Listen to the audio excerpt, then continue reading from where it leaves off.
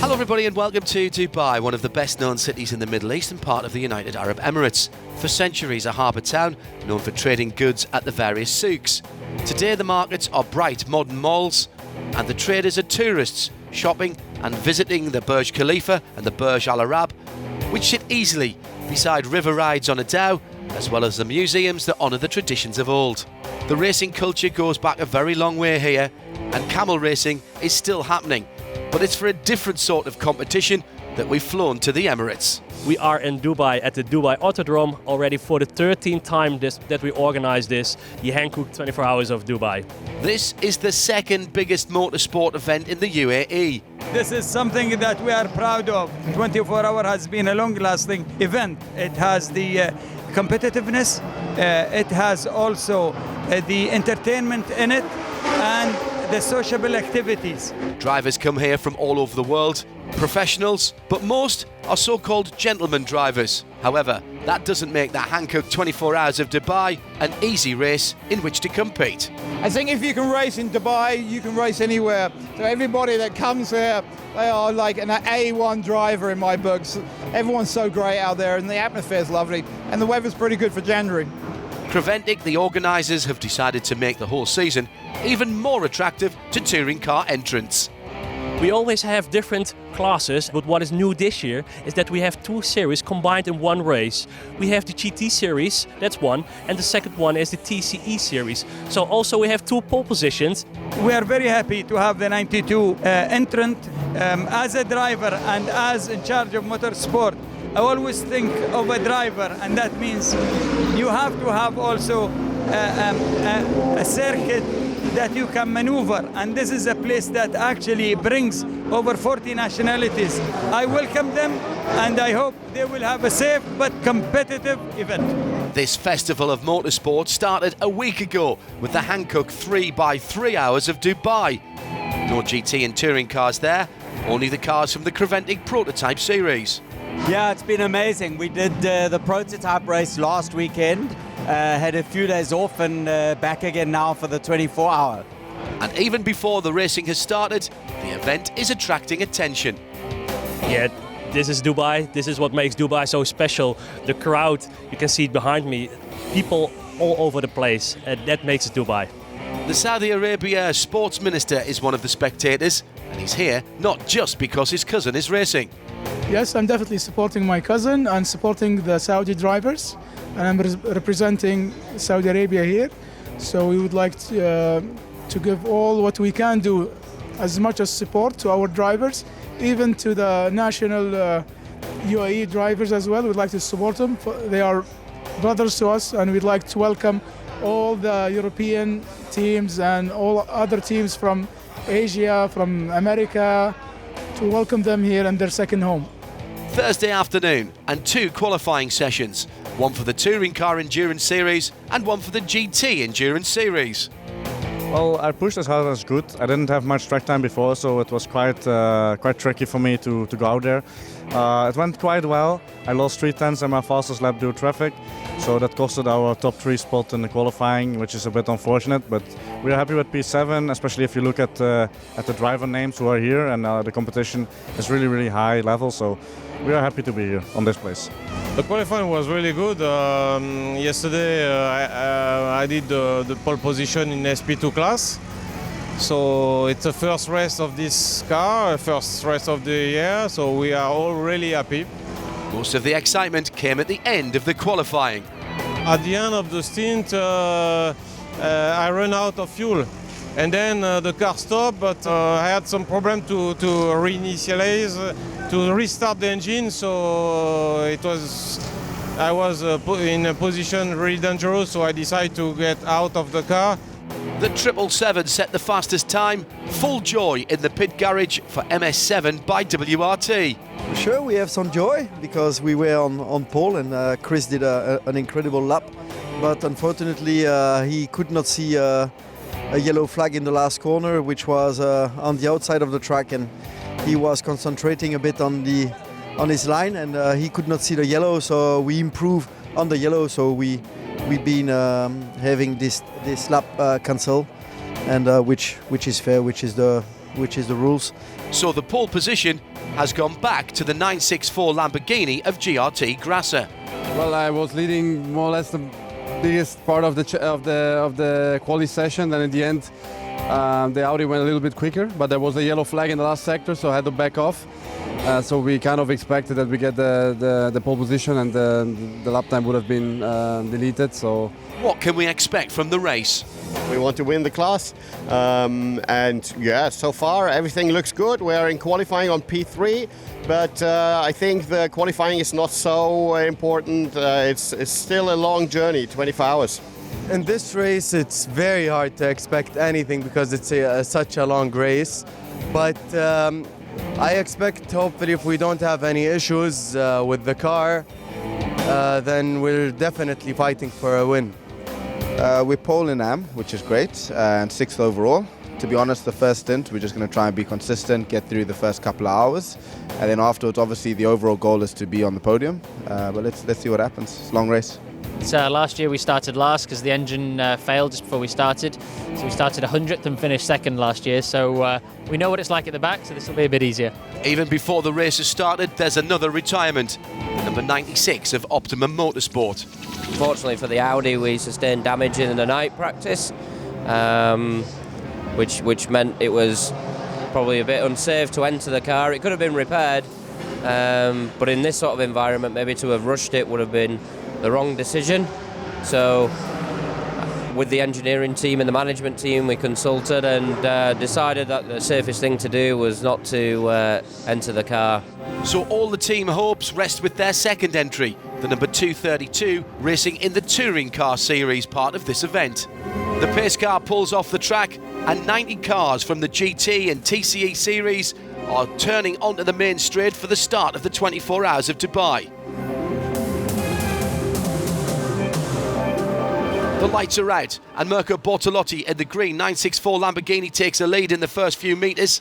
Behind him, Christopher Mies in the 777 up from fourth and battling for second.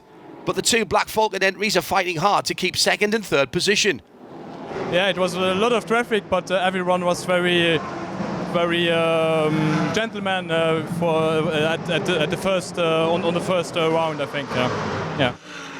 This is the second largest racing event in the United Arab Emirates and hosts a packed field. It's a joy to see the variety of cars battling in the different classes. After just a couple of laps, Peter Koch is in the pit lane with his KTM Crossbow. The car had no good engine response, and the first thought was that it was an electrical problem, and it was an electrical problem. And after reset, and we disconnected and reconnected devices, it was just a guess, and then it worked. Never predict the outcome of an endurance race, as Mirko Bortolotti is finding out. He's going well, but a tyre blows, handing the lead to his competition.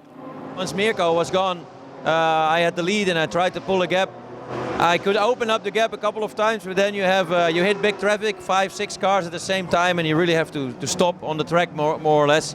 And he was back on my bumper again, so it was tough. But again, I could open up, and it went a bit up and down. But it was a very good fight, the whole hour long. The GRT Grasser Racing team react quickly and decide to do a full pit stop and get Rolf Nijssen to do the second stint. The number 78 Speed Lover entry is off the track. After 40 minutes, I think, there was a Lamborghini who touched me on the back. Yeah, but it was I had to enter to the box, and the wheel was broken. So we changed the wheel and we could get out again. With the 78 having been hit in the rear right, and just further up the pit lane, the number 7 with damage to its front left, it's more likely it wasn't a Lamborghini but a Mercedes AMG that was involved. It's cat and mouse at the head of the field, with Chris Mies in the Audi 777 right on the tail of the leading AMG Mercedes. It's a problem for the number 28 car of Dubai-based GP Extreme team that causes the first code 60. Unfortunately, we had a gearbox problem during the first stint when Axel was driving. Problem that was too big to fix, or at least it would have taken too much time, so we decided to retire. It was just gone at one point from out of nothing, so he lost almost all the drive, so there was no way he could fix it anymore. Teams take this opportunity to get their car to the pit lane for the allowed 50% of their fuel allowance.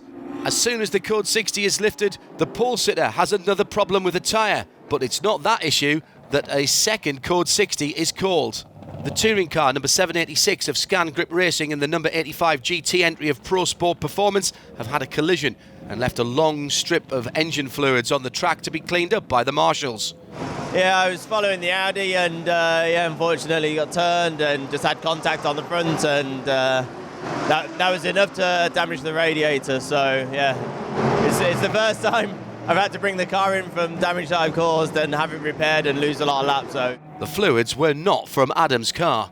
Yeah, so the car that we had contact with, I think they must have damaged the radiator or something, or an oil radiator, and they stayed on the track. I made it around all the way around the outside. I could see a bit of steam coming from the car, so. Again, teams take the opportunity to get their cars into the pit lane for penalties, tyres and fuel. The race leader is in, but smart strategy from the team, they didn't send the 911 to the fuel station straight away. We saw that there is a big queue, so we stayed out, because otherwise you stay in a queue and you wait so long, so it's better to stay on the track and then wait for the right moment. Which is exactly what the team did. Within that Code 60, they called the car in twice more. Cars not allowed to take more than half of their fuel allowance during a Code 60. But there's nothing to stop the team coming in for a second time. But did those 3 visits to the pit lane cost them the lead? After the first 3 hours of racing, Herbeth Motorsport is indeed holding on to the lead. The Black Falcon number 3 is second overall. Car Collection number 33 is third. In the touring cars, the leader is currently the CWS Ginetta number 178. This year, the 991 class is split into amateur and professional entries. MRS GT Racing number 90 leads the AM class. Their number 26 car is second. And third is the number 79 from Speed Lover team. Event sponsor Beza Group have their Mercedes entered in the GT4 class, leading at the moment with the Phoenix number 248 second, Perfection 239 third in class. This is endurance. I think this is an endurance moment is especially the stints from 2 hours. And then especially with the Mercedes, it's like a proper car. So if you want to be quick, you have to really fight with it. And that's for 2 hours long with the temperatures. Yeah, then I think this is really endurance. So as well physically, but as well racing-wise. So.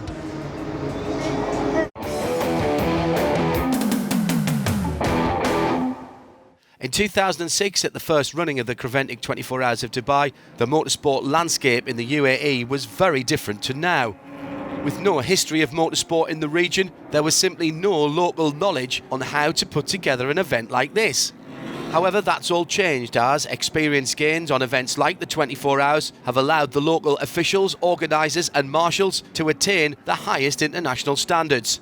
And it shows. We've been doing it for 13 years, so we finally succeeded in creating the whole society or the whole community behind motorsports, and that is all the way from drivers, mechanics to marshals. Marshals play a key role in this, and with the help of the ATC UAE, the local ASN, we've managed to train a lot of local marshals who are all enthusiasts, and they do this because they love it. That's why you see the big improvement. As a result, the ATC has collected several awards. Yeah, motorsport, you cannot deny it anymore. If I talk in Dubai, I talk in the UAE, or I talk in the area. I mean, we just even won the best marshal of the year for Formula One in UAE.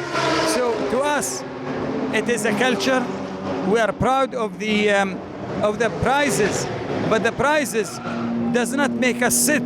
It makes us want to deliver more and to achieve more. Achievement comes in the members of the drivers, competitors, and also the staff and the volunteers with us. And here at the Dubai Autodrome, after an hour and a half in the pits following repairs after their earlier crash, the number 85 Pro Sport is about to go back into the race. We had to drop the floor off the car, the splitter. They've had to change all the front bumper, one of the headlights and the main radiator. But sadly, it's not a 5-minute job. we've lost, I think, an hour and a half, but in this race, anything can happen, okay? We're not going to be able to get on the podium anymore, but we're going to push and maybe get back into the top 10 within our class.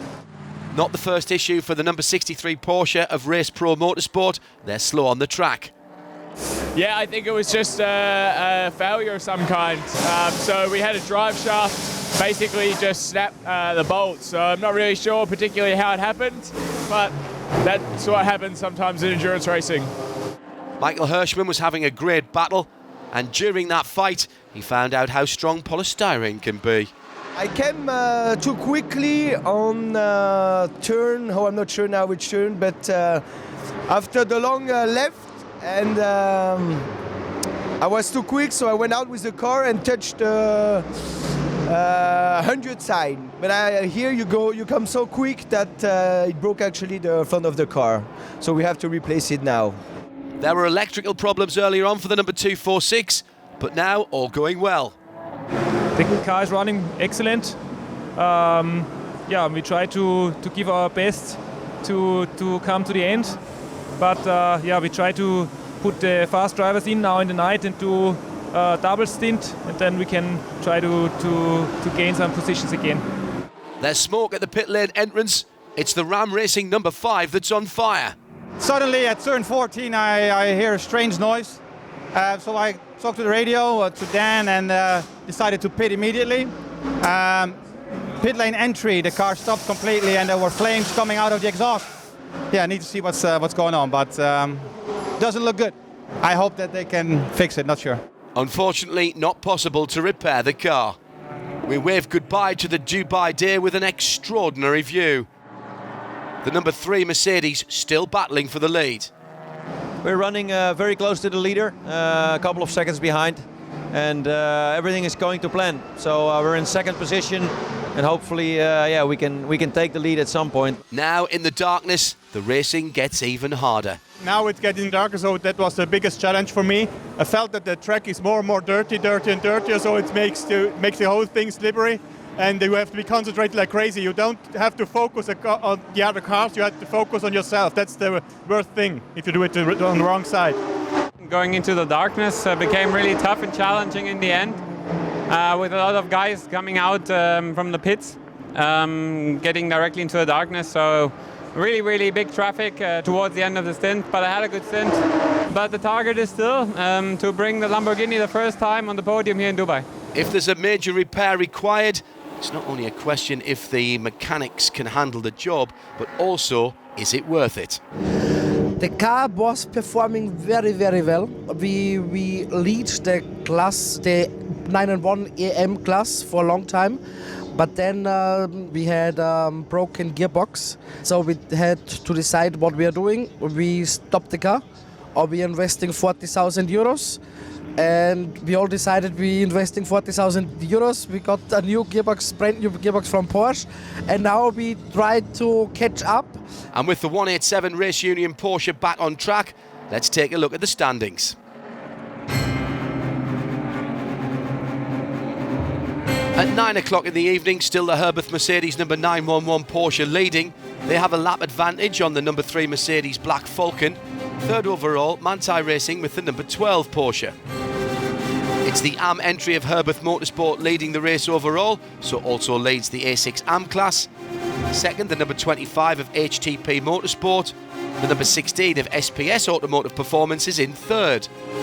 In SPX, Tsunami RT37 Porsche is leading, 2 laps ahead of the MRS number 89 Porsche, and the GDL Racing Middle East Lamborghini number 87 is third.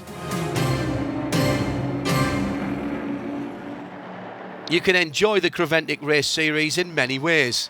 Obviously, you could be watching this programme, you could follow the live stream, or listen to radiolemans.com, or be here and watch it live at the track. Now, there's a new way, gaming. And there are cars that are racing here today that you can have a go with yourself on a simulator like Race Room. For sure, for the team, it's good to have the cars in the video game. Yeah, for sure, definitely, it helps the image. It's always good, a good image to the sponsors and so on. So it's very good. If the younger or next generation can know the traditional Golf ribali with this character. Oh, it's great. I really would like to try it. Yeah, that's for sure. You can. I think it's on Race Room. You can see that. Yeah, they like the library a lot, so they asked us, and we said, yeah. Obviously, it's a very good idea to bring it into the game. And this simulation is so up to date that one of the cars and the liveries that are racing here at Dubai this weekend is already in the game. It's this race livery, yes. The thing is, behind our team, we are race union. That means we are in sim racing, esport, and in real racing. And now we're bringing both together. And this is the reason we have our car in race room and iSport and in all these famous things, you know, the young kids and also the older kids now are playing. And this was the idea behind our partner and sponsor Race Union. And we are very proud to present this company here. Driving at night is different from the daytime. Good news then that some of the drivers have already competed in Creventic organised races before and therefore have experience racing in the dark. Yes, for the 24 hours of Paul Ricard last season. You have more lights there, so here it's a bit more harder, but there are so many cars that they bring lights on the track. Well, at the moment we had a small technical problem, so we have to catch up now. There was something with the suspension. So we had to fix it. So and this cost us 3 laps. We hope the others have also a bit of problems. The Alphab McLaren is in the pits with a melted intake manifold. The crew looking for a way to protect it and stop it melting again. That was in the beginning when we just thought it was the plastic pipe that had melted. But now when we looked inside the compressor inlet, we also saw that it was plastic material in the compressor wheel. Then we cannot start the engine and continue. The turbochargers and the engine will break down. Commiserations to all who've worked hard on the car, but there's still pride in the achievement. We has beaten the record for a McLaren 570S GT4. It's the longest stint it had done so far. Previously only 4 hours. Now almost 10. There's a spin for Roland Eggemann, but he gets the car turned around and continues his race. The number 63 Porsche of Race Pro Motorsport already has experienced a number of issues in the Hankook 24H of Dubai. Dubai is a very, very tough race, and we're feeling the full brunt of it. Just at the end of my stint there, we were about to go for a double, and the engine belt fell off basically, so lost battery power and lost water. So we're in the box again, and we'll be back out on the track in another 5 minutes or so to press on for the rest of the race. Anything goes here. Former Formula One driver from Argentina, Norberto Fontana, is one of the drivers. The car was nice to drive. I was driving 2 hours and I already was half an hour more in the car. It's nice to drive in the night. I was driving clear and careful. Norberto is not happy after contact with a GT3 car. Normally he's faster than me in the straight. He could wait a few corners and overtake me in the straight. I don't know what he think.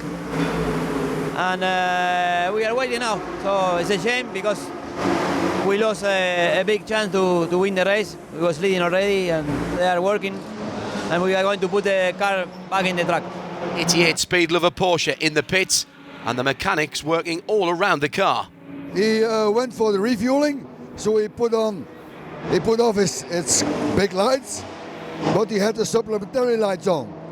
And then he went out of the refueling and he didn't realize that the normal lights were off. So we had to call him in and then we changed drivers at the same time. Gabriele Piana is at the wheel of the number 2 Black Falcon.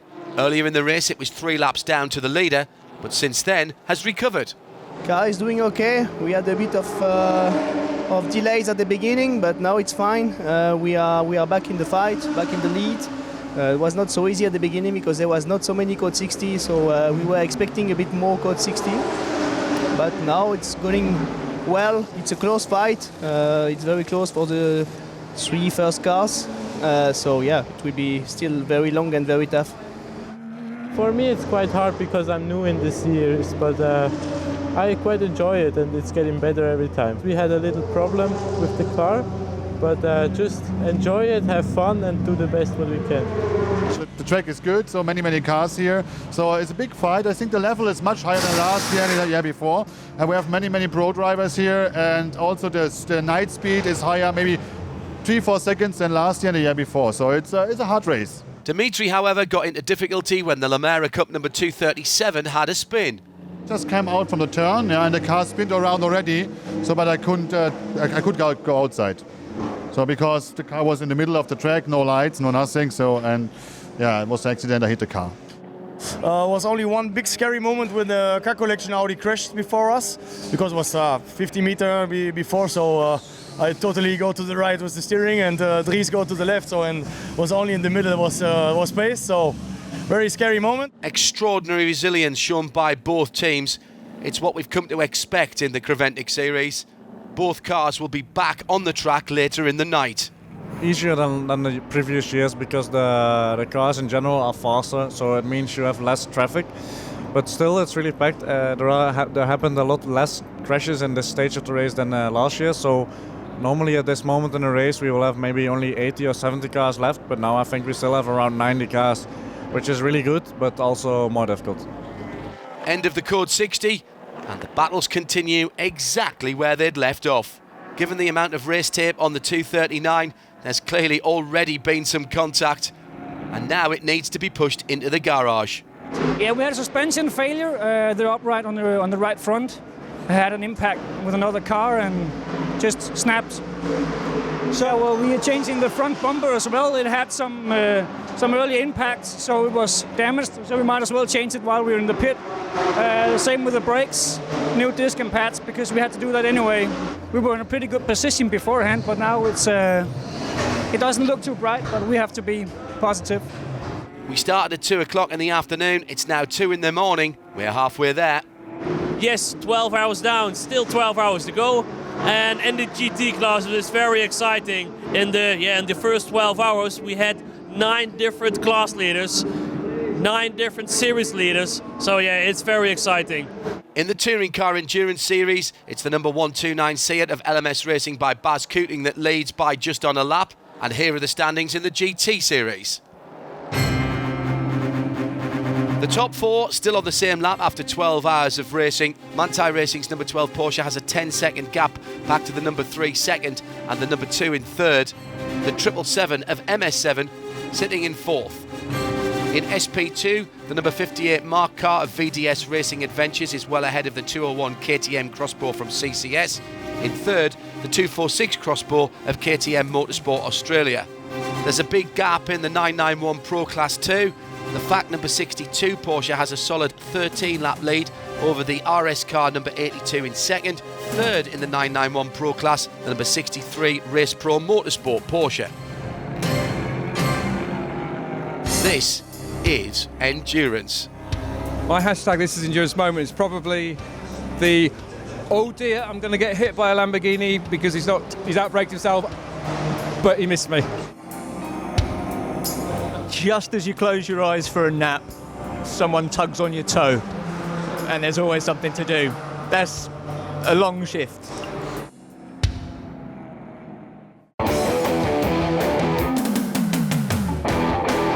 Mechanics are essential for a team to race in this series. But how do you get the experience to join the team as a mechanic? That's one of the reasons some of the teams have student technicians joining their ranks. We cooperate with college students. So some of the mechanics used to be a student. So one of the purpose of our racing activity is to grow up together with them. The Speed Lover team from Belgium have brought students along for the first time. Yeah, it was a whole new experience. One teacher, he took 4 of his students with him. We made a whole project about it. There was a whole publicity also in Belgium that they would do a thing like that. So for the first time they're here. And I really must say they work like hell. We took 4 students from the school to come here to work on the cars. So we took the 4 best of them. It was like a competition we did in, for the result, you know, in school. And we took the 4 best here for Dubai. That's a kind of motivation, yeah. Working in motor racing, very different from working at a local garage.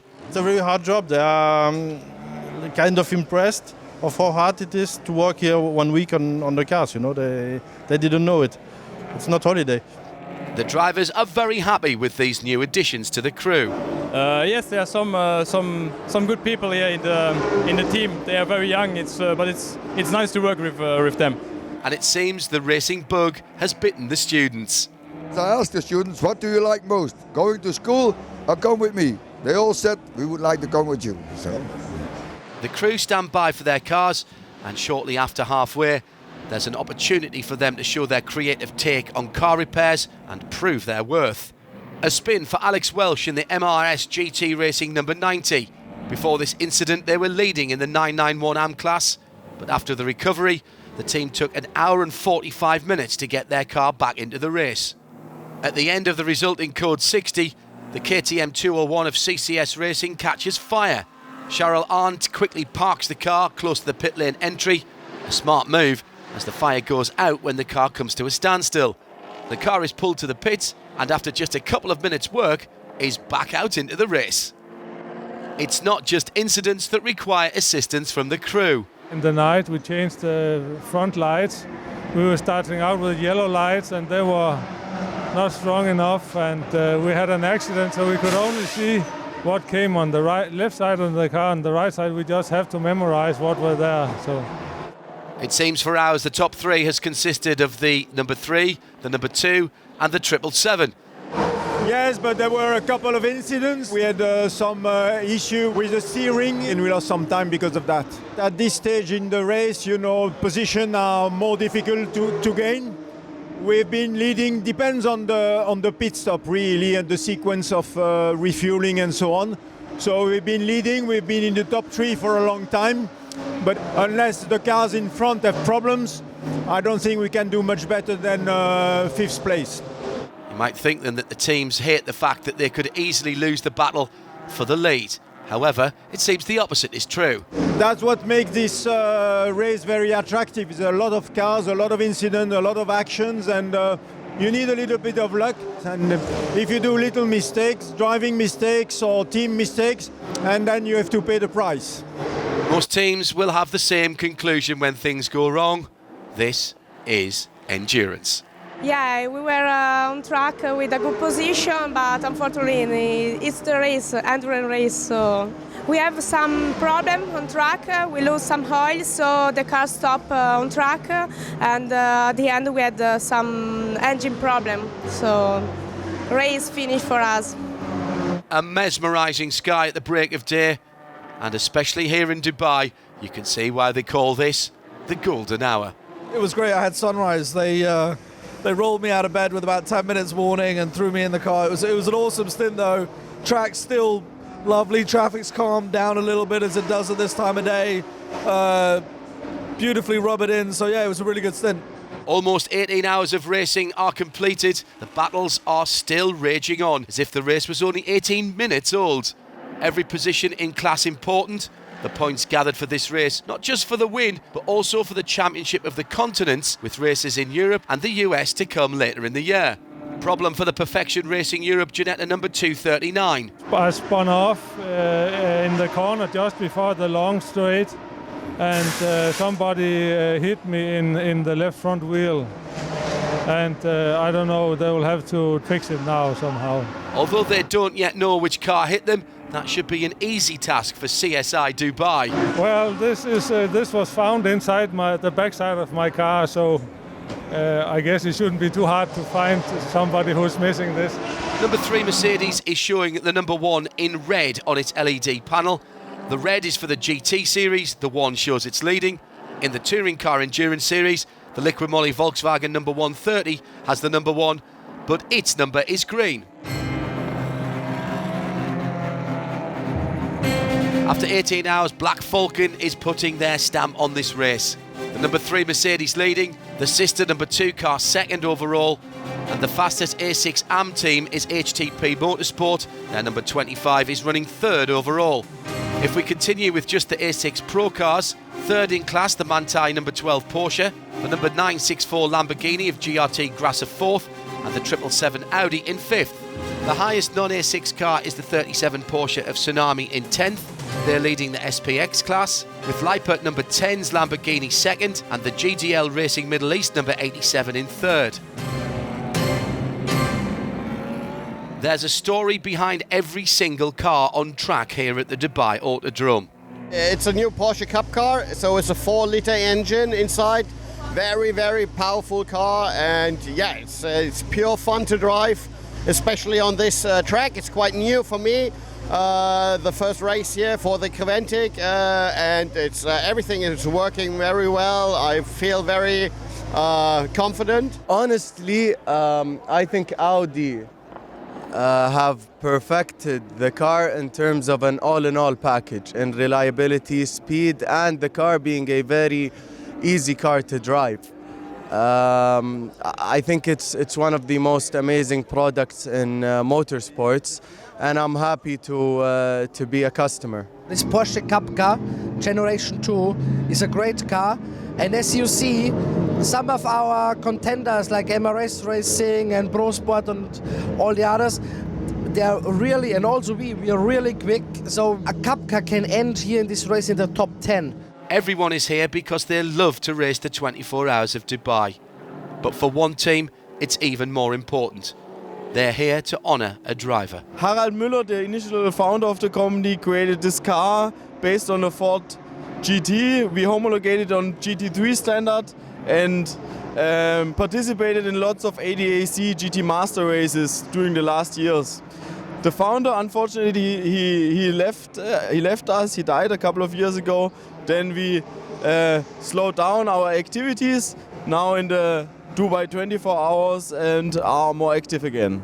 And all this is thanks to his widow.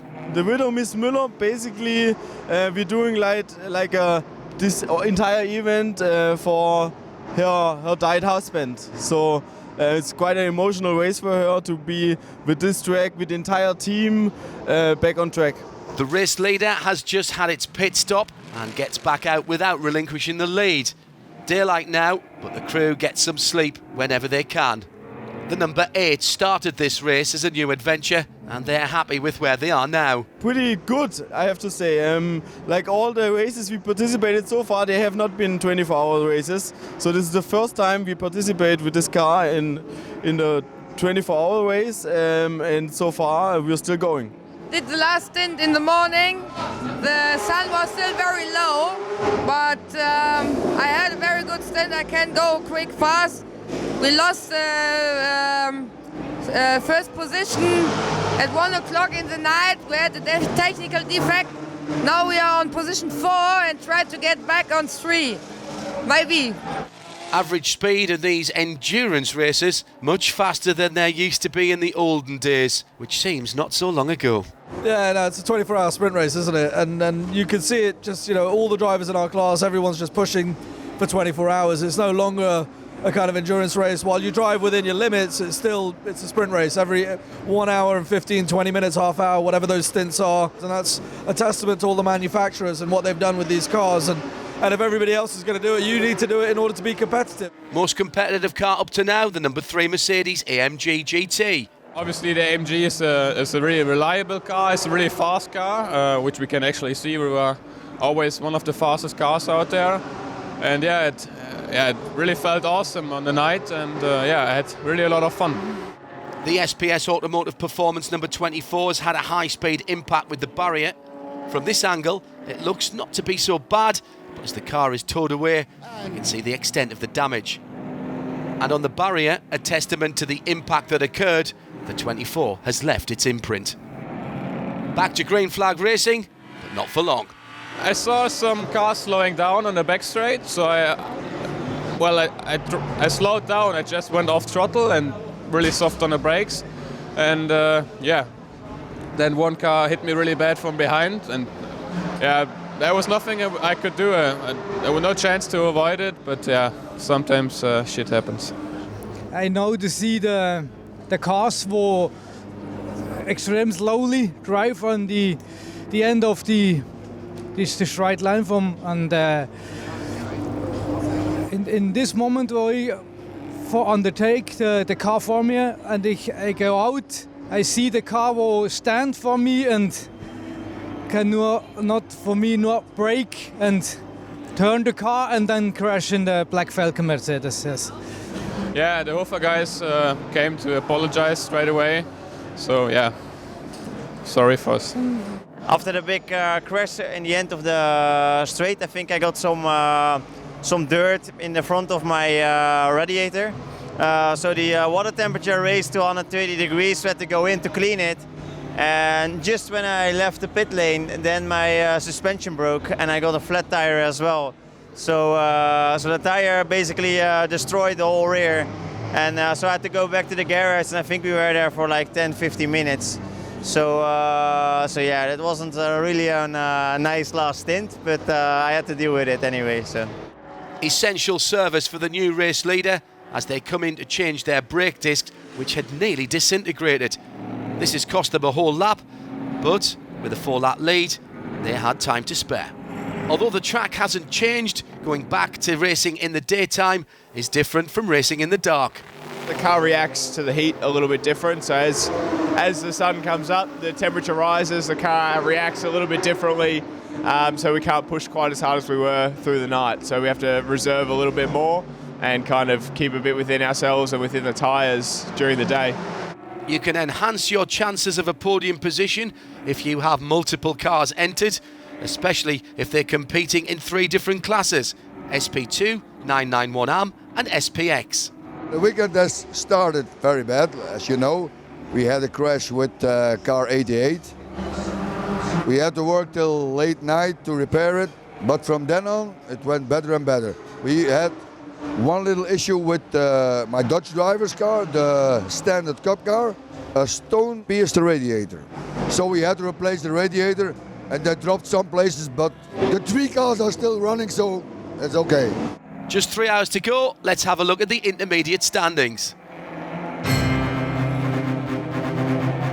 The number 2 Mercedes AMG GT from Black Falcon has a 3-lap lead now over the 964 Lamborghini of GRT Grasser. Montai Racing, the Porsche number 12 in 3rd. With an Audi, the 777 in 4th. It's a variety of makes at the top of the standings.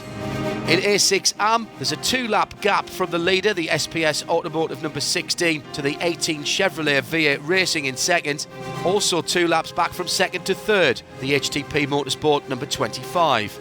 Much tighter in the 991AM class, MRS Racing number 21 leading, Race Pro number 67 is 2nd, and Dual Racing number 95 3rd. This is endurance. This is endurance. That makes fun. Yeah, this is endurance. This is endurance. It's a picture that I always see. It's people sleeping in the garages, people sleeping in their motorhomes, waiting for their next stint. You know, creature comforts are completely forgotten. Everyone is focused on winning. This is endurance.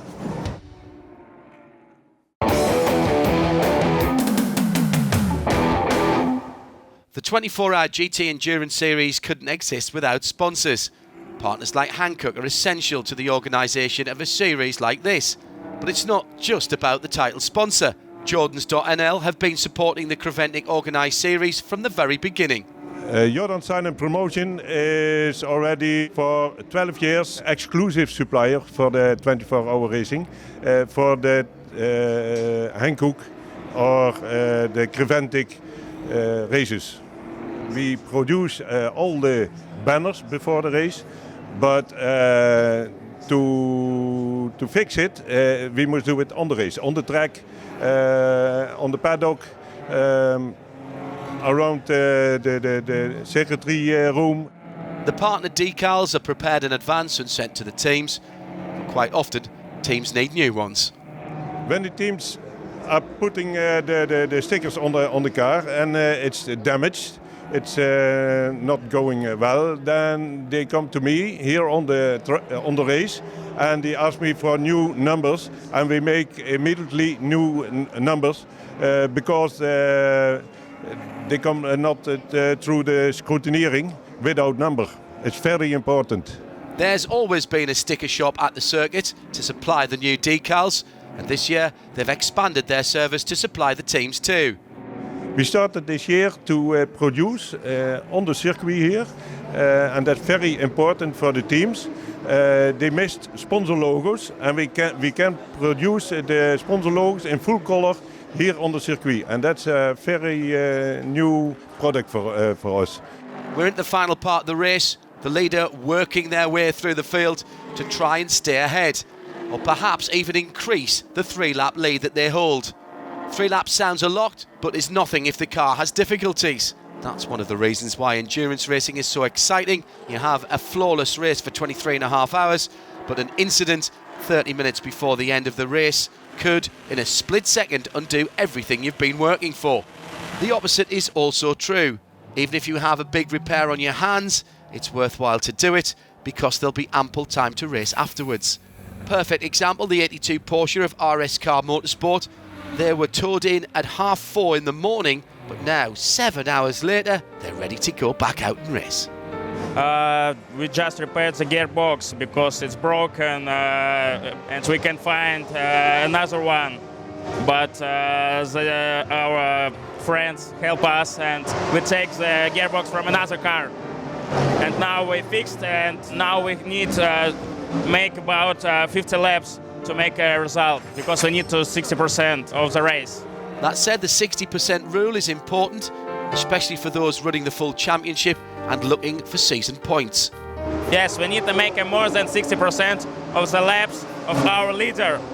Then we have a classified into this race and take a point. After just half an hour in the garage for Klaus Bachler, another car is coming back to the track. It's the 63 Porsche of Race Pro Motorsport. Now we are quite happy. Actually, we had a second time an issue with the timing belt. But okay, nothing we can do. It's fixed. We have to go out and finish the race. Dropped us back another 20 minutes, but okay, second time boys improved their changing time by 5 minutes, so yeah, something to be happy. We try to finish the race in the Pro class now on P2. The last scheduled pit stop for the race leader goes ahead under the watchful eye of many professional photographers, as well as mobile phone cameras. Jules Westwood, out of the dual racing Porsche, happy to have raced, happy to be out of the car. I haven't raced for like a year and a half, so to come back and do a 24-hour race, it's physically quite demanding. And obviously in the daytime, it's now got quite hot in the car, so I was struggling towards the end of the stint. I was glad for the driver change. We started with a full day of competition ahead of us. That turned into hours, and now just minutes of racing remain. The anticipation grows in the pit boxes, and with just seconds to go, it's the pit wall that is ready to cheer home the number 2 Mercedes AMG GT as the winner of the Hankook 24 Hours of Dubai. The 964 was poised to be second. That turned out not to be the case. I knew that the Porsche was behind and that we had to push a lot to get this second place, and when we look from where we were starting from 80, we were almost 80th after the 3 punctures we had in the beginning of the race. So in the beginning we didn't ever think to finish on the podium. Now it's a little bit of pity that I spun, but that's racing, that's life. I did just over push, was a mistake from my side. And yeah, that's racing. Sorry for my teammates, but in the end we are really happy to be on the podium. It's all good, and we're really happy. Yeah, it was really interesting. As you see, it's 24 hours, but in the end it's like a sprint race. Yeah, we gave everything, they gave everything, we both had problems. But in the end, yeah, we are both there. It was a great fight in the end. It's good for us, P2. It's a great effort by the team, from Porsche as well, all my teammates, so really thankful to all the people involved in that race. Thank you. The honour of the last stint and bringing the car home for victory, Abdulaziz Al Faisal. It's a long time coming. It's my second victory here, but it's a special one. This year it's been tough, a lot of competition, a lot of cars, and yeah, thanks to the team, thanks to the drivers, my teammate, for keeping the car in one piece and bringing it home. Dubai has a great tradition of transporting the overall top 3 to the podium on camels. No exception this year, but with the GT Series and the TCE Series racing together, that meant there were more camels to bring the winners to the podium simultaneously. The top 3 in TCE, the 130 Liqui Moly Volkswagen winning, from the LMSC at number 129 second, third the Bonk Motorsport Audi, 3 different manufacturers on the podium. Now let's take a look at the final standings of the GT series. Black Falcon pacing themselves to hold on to their 2-lap lead in their Mercedes AMG GT3. Manthey Racing profited from the late mistake from the 964. Bad luck for the Austrian GRT Grasser Racing team in their Lamborghini. In the classes, A6 Pro, the number 2 Mercedes took the win. In the A6 Amateur class, it was the SPS Automotive Performance number 16 who won and finished in an excellent 4th overall. The trophy for SPX will go back to the Ukraine in the hands of the Tsunami RT number 37 Porsche team. The fastest 991 Pro car was the FAC Autotech 62. The 996 AM class was won by Race Pro Motorsports with their number 67 car. The Mark Focus number 58 of Belgium team VDS Racing Adventures won SP2. First and second positions in the GT4 category went to the brand new Audi R8 on its racing debut. The 248 from Phoenix took the victory. Our next race will be in England in the legendary circuit of Silverstone in the second weekend of March. We have the 24 hours of Silverstone for the TCE series, and we have also the 12 hours of Silverstone for the GT and Pro T series. And it will be nice if you will be there as a spectator, or even better as a team or driver. A highly successful first ever combined race featuring the 24-hour GT Endurance Series along with the 24-hour Touring Car Endurance Series. Here we've been looking at the GTs, but in our next programme we'll be looking at the TCE Series, so make sure you find that one too. The next race in the Championship of the Continents will be the 6th till the 8th of July at Portimao. The first race of the European Series is the 12 hours from Silverstone. For more information, go to www.24hgtseries.com.